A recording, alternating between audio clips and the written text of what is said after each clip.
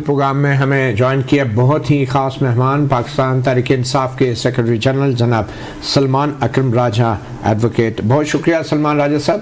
ہمارے ساتھ اسٹوڈیوز میں ثاقب بشیر بھی موجود ہیں. راجہ صاحب، یہ جو آج تحریری مطالبات کے حوالے سے حکومت مطالبہ کر رہی ہے اور بظاہر تاثر دے رہی ہے کہ پی ٹی آئی جو ہے مذاکرات میں سنجیدہ نہیں ہے، یہ معاملہ کیا ہے؟ ایسے کون سے مطالبات ہیں جن کے حوالے سے آپ نے پہلے کمٹ کیا تھا بظاہر کہ آپ تحریری طور پہ دیں گے اور اب نہیں دیے جا رہے؟ نہیں، ایسی کوئی بات نہیں ہے. دیکھیں، مطالبات ہمارے بالکل واضح ہیں. حکومت جانتی ہے 26 نومبر 9 مئی کے حوالے سے جوڈیشل کمیشن بنے، جو ہمارے اسیران ہیں ان کو ضمانتوں پہ رہائی ملے. 600 دن ہونے کو آئے ہیں یاسمین راشد صاحبہ کو، 500 دن سے زیادہ شاہ محمود قریشی، میاں محمود رشید، اعجاز چودھری صاحب، عمر سرفراز چیمہ، سینکڑوں اور. کوئی وجہ نہیں ہے کہ ان کی ضمانت نہ ہو. عمران خان صاحب کو بھی ہم سیاسی قیدیوں کی فہرست میں شامل کرتی ہیں. یہ بالکل واضح بات ہے. ہمارے مطالبات بالکل واضح ہیں. ہم نے یہ کہا تھا، حکومت کی طرف سے اصرار ہوا کہ ہمیں لکھ کے دیجیے. ہم تو لکھنے کی کیا ضرورت ہے؟ بات واضح ہے. آپ میٹنگ کے منٹس بنائیے اور اس پہ عمل کیجیے، آگے بڑھیے، بتائیے آپ کیا کر سکتے ہیں یا نہیں کر سکتے. بہرحال انہوں نے کہا کہ لکھ کے دیجیے. ہم نے کہا ہمیں عمران خان صاحب سے ملنے دیجیے. ہماری ان سے ایک ملاقات ایسے ماحول میں ہو جہاں نہ آلے نصب ہو نہ اہلکار ہو، تاکہ ہم کھل کر ان سے بات کر سکیں. اور یہ بالکل سب نے مانا کہ یہ ضروری ہے. پچھلی میٹنگ میں حکومت کی طرف سے کوئی بظاہر تعامل نہیں تھا، لیکن اب میٹنگ 2 تاریخ کو تھی ہماری، آج 6 تاریخ ہو گئی. ہم انتظار کر رہے ہیں کہ یہ میٹنگ کب ہوگی. 3 کو ہونی تھی، 4 کو ہونی تھی، 5 کو ہونی تھی، 6 بھی گزر گئی. یہ میٹنگ کیوں نہیں کرائی جا رہی عمران خان صاحب سے؟ وہ یہیں اٹیالہ میں موجود ہیں اور ہم سب بھی یہاں موجود ہیں. ہم چاہتے ہیں کہ ان سے مشاورت کریں اور آئیں، بات آگے بڑھے. یہ جان بوجھ کر یہ نہیں کیا جا رہا. ٹھیک ہے. اچھا، یہ القادر ٹرسٹ کیس کا جو فیصلہ آنا تھا وہ ایک بار پھر مؤخر ہو گیا ہے.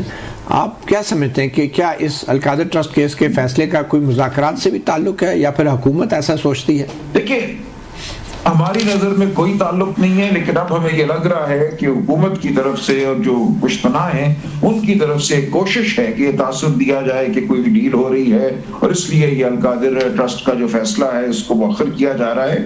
حالانکہ ایسا کچھ بھی نہیں ہے. القادر ٹرسٹ کا فیصلہ ہمارے لیے کوئی اہمیت نہیں رکھتا. جب یہ آئے گا اور اگر یہ اسی طرح آتا ہے جس کی ہمیں توقع ہے کہ خان صاحب کے خلاف آئے گا، تو پوری دنیا میں جنگ ہسائی ہوگی اسی طرح کی جیسے عدت کے بعد ہوئی تھی، کہ ایک معاملہ جس میں ٹرسٹ بنتا ہے، خان صاحب کو ایک پیسے کا یا بیوی کو فائدہ نہیں ہوا، حکومت کو ایک پیسے کا نقصان نہیں ہوا، پیسہ جو شاید پاکستان کبھی آنا ہی نہیں تھا. 20 سال آپ لڑتے رہتے اگر برطانیہ کی عدالتوں میں، پھر بھی شاید نہ آتا. وہ آیا، زر مبادلہ کے ذخائر میں 190 ملین پاؤنڈ کا اضافہ ہوا اور اس پہ 20 ارب روپے کا منافع کما کے حکومت نے وہ پیسہ وصول کر لیا. یہ کیا مقدمہ ہے جس کو اتنا بڑھاوا دیا جا رہا ہے؟ تو حکومت بڑھے آگے اور کہ جو جس کسی کو بھی کہنا ہے کہ فیصلہ سناؤ، ہمارا اس فیصلے کے حوالے سے کوئی یہ ہمارے لیے اہمیت کا حامل نہیں ہے. اس کو مذاکرات سے ہم بالکل نہیں جوڑنا چاہتے. ٹھیک. ثاقب بشیر کچھ آپ سے جاننا چاہ رہے ہیں. سلمان صاحب، یہ 8 فروری الیکشنز کے خلاف جو عمران خان صاحب کی درخواست ہے وہ کل آئینی بینچ کے سامنے فکس ہے، اور ہم نے دیکھا کہ پہلے عمران خان صاحب بہت کہتے رہے، قاضی فائزہ کے دور میں بھی ہمارا کیس فکس کیا جائے، اور بار بار خطوط لکھتے رہے.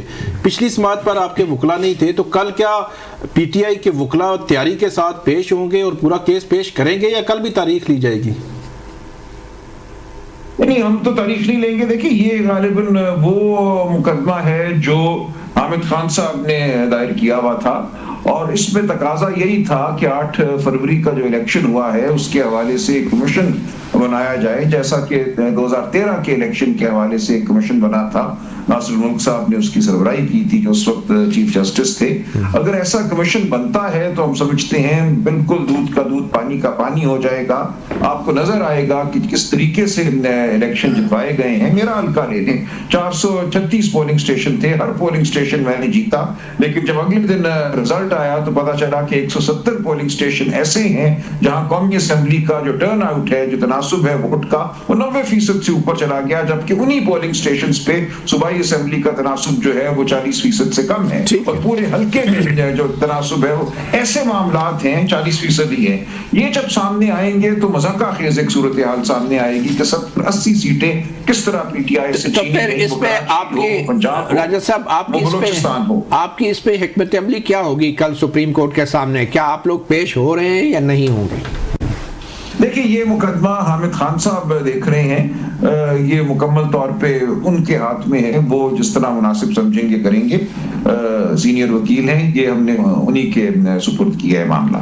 लेकिन हम इसके अलावा जो हमारे तकाजे हैं वो बिल्कुल अपनी जगह हैं कि जो इलेक्शन ट्राइब्यूनल इन्होंने बदल दिए, कानून ये था कि हाजिर सर्विस हाई कोर्ट का जज सुनेगा इलेक्शन की अपीलें, कानून बदल के आपने कहा कि अब इलेक्शन कमीशन अपनी मर्जी के रिटायर्ड जज लगाएगा। लाहौर हाई कोर्ट ने जो फैसला दिया था जस्टिस शाहिद करीम साहब ने, जबरदस्त फैसला था कि उस वक्त के चीफ जस्टिस शहजाद अहमद खान के जो नामजद जज साहिबान हैं बतौर इलेक्शन ट्राइब्यूनल, उनको मुकदमे दिए जाए और उनके मुताबिक फैसले हों, उनके उस नोटिफिकेशन के मुताबिक उसको रद्द कराया गया सुप्रीम कोर्ट से। काजी फायज ईसा साहब की सरबराही में एक बेंच ने मामला वापस भेजा, शहजाद अहमद खान साहब को एलिवेट कर दिया गया सुप्रीम कोर्ट में, और उसके बाद जो होना था वो हुआ। उनके नामजद तमाम जजों को फारिग किया गया और उनकी जगह रिटायर्ड जज जो थे वो इलेक्शन कमीशन ने लगाए और सुप्रीम कोर्ट को कहा कि सब कुछ ईमा से हुआ है chief justice Lahore high court की। ये वो सूरत हाल है जिसका हम सामना कर रहे हैं। अच्छा राजा साहब, ये बताएं कि क्या डेडलॉक है मुज़ाकरात में या नहीं है, और अगर ये मुज़ाकरात इसकी आपके मुताबिक तो 31 जनवरी की डेडलाइन है जो खान साहब ने दे रखी है, तो ये क्या नेक्स्ट मीटिंग कब है, क्या होगा? देखिए, अगर तो ये बात नहीं होती, बात तो बहुत सादा है, अगर ये बात नहीं होती तो बिल्कुल मुज़ाकरात की कोई अहमियत नहीं रहेगी और हम एक इंच भी नहीं हटेंगे जो 26 नवंबर को खून बहा है उसका हिसाब मांगने से। उसमें लोग शहीद हुए हैं, आज दिन तक लोग गुमशुदा हैं, अब 6-7 हफ्ते होने को आए हैं, उनके प्यारे उनको ढूंढ रहे हैं। 50 के करीब लोग ऐसे हैं जिनका कुछ पता नहीं, और हम यही अंदेशा करते हैं कि वो भी शहीद हुए और उनकी लाशों को उसी तरह दफनाया गया जिस तरह में हुआ था। लोग जख्मी हैं, वो बयान नहीं कर सकते, जो जख्मी सामने आता है उसको गिरफ्तार कर दिया जाता है, खानदानों को हरासा किया जाता है, शहदा के खानदानों को हरासा किया गया। जिस किसी ने FIR दर्ज कराने की कोशिश की, FIR नहीं हुई, जो अदालत में गए सेक्शन 22A CRPC के तहत, वहां भी उनके ऊपर हमला हुआ, उनको कहा गया वापस लो, इस पिटीशन से लाताल्लुकी का इजहार करो। तो मुकम्मल तौर पे मुल्क इस वक्त फस्तायत गिरफ्त में है। अच्छा राजा साहब, ये खान साहब का भी खान साहब की भी जो मीडिया से गुफ्तगू सामने आई है, उनका ये कहना है कि हमारे गुमशुदा अफराद को लेकर हुकूमत की तरफ से कोई पेशरफ्त नहीं की गई। अब सवाल ये पैदा होता है कि PTI एक बहुत बड़ी सियासी जमात है, क्या वजह है कि अगर इतनी बड़ी तादाद में आपके कारकुन गुमशुदा हैं तो उनके अहले खाना को सामने क्यों नहीं लाया जाता, और वो क्यों मीडिया से गुफ्तगू नहीं करना चाहते कि भाई हमारे ये लोग मिसिंग हैं और ये D चौक से मिसिंग हुए हैं? वो क्यों नहीं ये मीडिया पे आके कह सकते? जी, मैंने अर्ज कर दिया ना कि ऐसा आलम है जबर का। मैं खुद जाके लोगों से मिला हूँ, जख्मियों से मिला हूँ, वो कहते हैं हमारा नाम ना लेना, आपने अगर नाम लिया तो हमें फौरन ये आके ना सिर्फ ये कि हम पे मुकदमे बनाएंगे, हमारे अहले खाना को उठा के ले जाएंगे। देखिए, इस वक्त ये मुल्क अगवाकारी की बुनियाद पे चल रहा है, हर एक को ये वसवसा है, खौफ है कि उसका कोई प्यारा जो है वो अगवा हो जाएगा, उसका कुछ पता नहीं चलेगा, 40, 50, 60 दिनों के बाद वो मिलेगा शिकस्ता आंखों के साथ और गुमसुम। तो ये आपने एक दहशत का माहौल पैदा किया है, उसके खिलाफ बहुत कम लोग हैं जो आवाज बुलंद कर रहे हैं। आप बोल रहे हैं, मैं बोल रहा हूँ, लेकिन हम में से किसी को नहीं पता। आप सह चुके हैं इस बात को, आप पे जो मुकदमा बना वो किसी पे भी बन सकता है, और मुकदमा बनना तो एक आसाइश है। मुकदमा बनाए बगैर ये लोगों को अगवा करते हैं, ये बताने को कि ताकत कहाँ है। तो राज साहब ये बताएं कि फिर कोई दाद तो होगी ना गुमशुदा अफराद की आपकी पार्टी की सरकारी तौर पे आज की तारीख में? हमने मुज़ाकराती कमेटी के पिछली नशिस्त में अली गंडापुर साहब ने बिल्कुल बता दिया था कि जो लिस्ट उनके पास है अब हतमी, उसमें तकरीबन 50 के करीब लोग गुमशुदा हैं अभी भी, और उसके ऊपर हुकूमत ने कोई जवाब नहीं दिया अभी तक। دیکھیں یہ تو حکومت کا فرض ہے نا کہ وہ تحقیق کرے، پتہ کرے کہ یہ لوگ کہاں ہیں، لیکن انہوں نے تو ہماری میٹنگ تک نہیں کرائی. وہ میٹنگ کراتے تو ہم نے کہا تھا کہ ہم آپ کو ہر چیز تحریری طور پہ دے دیں گے تاکہ یہ جو ہے ایک اتمام حجت بھی ہو جائے. اگر آپ سمجھتے ہیں کہ تحریر ضروری ہے، زبانی گفتگو جس کے منٹس بھی بن گئے ہیں وہ ناکافی ہے، تو یہ بھی ہم کر ڈالیں گے، لیکن اب خاموشی ہے جی جان. اچھا راجہ صاحب یہ بتائیں کہ مطالبات کے حوالے سے جو حکومت بات کر رہی ہے، خواجہ آصف جو وزیر دفاع ہیں وہ یہ کہتے ہیں کہ آپ اس لیے تحریری طور پہ مطالبات نہیں دینا چاہتے کہ بعد میں پھر آپ آسانی سے مکر سکتے ہیں اپنے ان مطالبات سے. نہیں دیکھیں مطالبات سے مکرنا کیا ہے، ہم نے کیا اس سے مکرنا ہے کہ کمیشن بناؤ، اس سے کیا مکرنا ہے کہ اسیران کو رہا کرو، اس میں مکرنے والی کیا بات ہے. اور پچھلی نشست میں حکومتی ٹیم نے بالکل یہ کہا کہ ان کے تو کوئی مطالبات ہیں ہی نہیں، لہٰذا یہ معاملہ تو ایسا ہے کہ یہ کام آپ کریں تاکہ آئین قانون شرافت سے وابستگی کا اظہار ہو، اس کے بعد باقی باتیں کریں گے. اس میں تو کوئی معاہدے والی بات ہی نہیں ہے. اچھا یہ خفیہ مذاکرات کی جو خبروں پہ اب تو خود بانی P T I Imran Khan نے بھی تردید کر دی ہے، تو مگر اس کے ساتھ علیمہ خان بھی یہ کہتی ہیں اور عمران خان بھی یہ کہتے ہیں میڈیا سے گفتگو میں کہ ان کو پیشکش کی گئی کہ بنی گالہ میں شفٹ کیا جائے اور انڈائریکٹلی پیشکش کی گئی. اس کا مطلب ہے کوئی انڈائریکٹ رابطے ہیں اسٹیبلشمنٹ کے ساتھ؟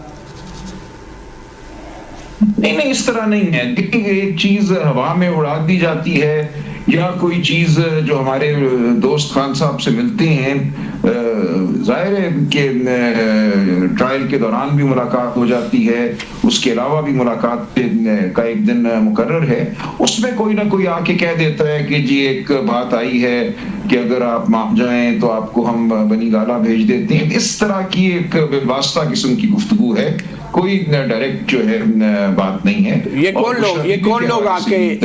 کون لوگ پیغام رسانی کرتے ہیں؟ کیا جیل کا عملہ ہوتا ہے، کوئی سرکاری ملازم افسران ہوتے ہیں یا کوئی سیاستدان ہوتے ہیں؟